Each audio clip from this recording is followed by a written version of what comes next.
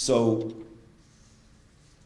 Darfur has as the crisis unfurled in Darfur, there were many obstacles and impediments to the response.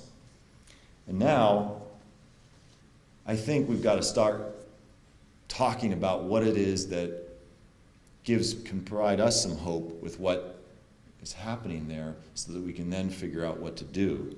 And I think there are despite those impediments, there are 5 windows of hope that one would put up in opposition to those impediments that can form the basis for more robust action in response to the crisis that continues to unfold in not only Darfur, but in southern Sudan, which threatens a much bigger conflict. The first window of opportunity I see on this horizon is the war crimes indictment by the International Criminal Court of the President of Sudan.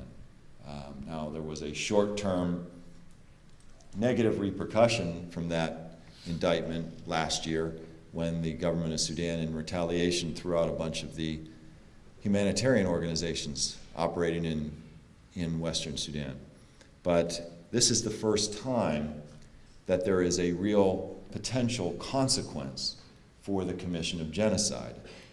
I don't know who could possibly imagine that if there is no consequence for these kinds of crimes, that those behaviors will ever change. We have to stop it at some point. We have to stop that cycle of complete and total impunity, whether on paper or in reality, at some point. And the International Criminal Court has taken this stand.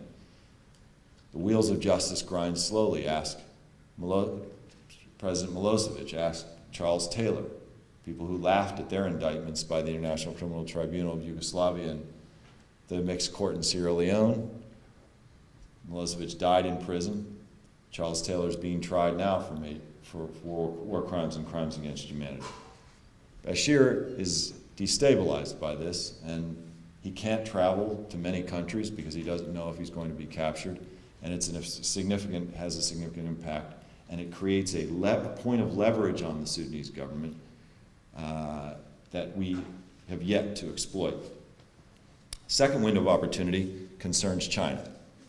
China has invested, as I said, nearly $10 billion in that oil sector in Sudan. Now, if war reignites in southern Sudan, the southern Sudanese have told me on many occasions, in my travels there, the first target that they're going to zero in on is the Chinese oil installations. And China has now a vested interest in peace and stability in Sudan. This is an incredibly important opportunity that the Obama administration needs to make use of. We need to work with the Chinese on a much deeper level in support of peace and security in Sudan. We may have different reasons why we want it, but we ought to be cooperating diplomatically, good cop, bad cop, however it works, and join forces in the support for an end to the crisis in Sudan. The third window of opportunity is the elections that are going to be held potentially in the next couple of weeks in Sudan. Elections cause all kinds of opportunities for shifting alliances, even as the opposition boycotts, the northern opposition boycotts the election. All kinds of activity is going on at the state and local level as people challenge the system. It's a slippery slope. Bashir has begun to descend in his quest for legitimacy, fighting off that International Criminal Court indictment, fighting off the sanctions that the United States has placed on him, wanting to be accepted internationally. He wants this election so badly, he's actually allowing, even though at the national level it's not free and not fair and it will not be a credible election, he's already won it. At the local level, there are many chances and many opportunities to challenge the regime. This is the beginning. This gives people some confidence, creates alliances. It's another window of opportunity if we look under the surface and see where these alliances are building and ally ourselves with those progressive forces for change within Sudan, because Sudan isn't going to be solved by outsiders. The Sudanese themselves are going to be the ones that do it, and we can help.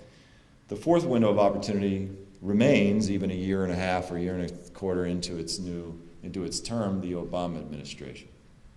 Still, Sudanese all over the country believe that based on the past record of the president when he was a senator, based on the past record of the vice president when he was a senator, based on the past record of the Secretary of State when she was a senator, based on the past record of the United States ambassador to the United Nations when she was in the think tank community during the 8 years of the Bush administration, that based on those four people having four of the senior most positions in our national security apparatus, and having been so aggressively supportive of real action in Darfur and real action in southern Sudan, that maybe we'll get somewhere.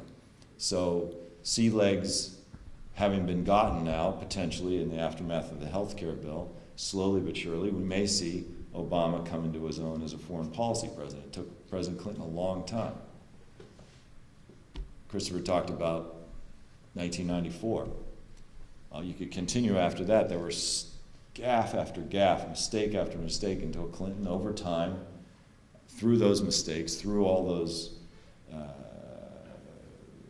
through all that inaction, began to find his voice and his approach to foreign policy. I believe the same will be potentially true of President Obama. So we hope, but in the meantime we criticize and we go after this because they aren't doing anything.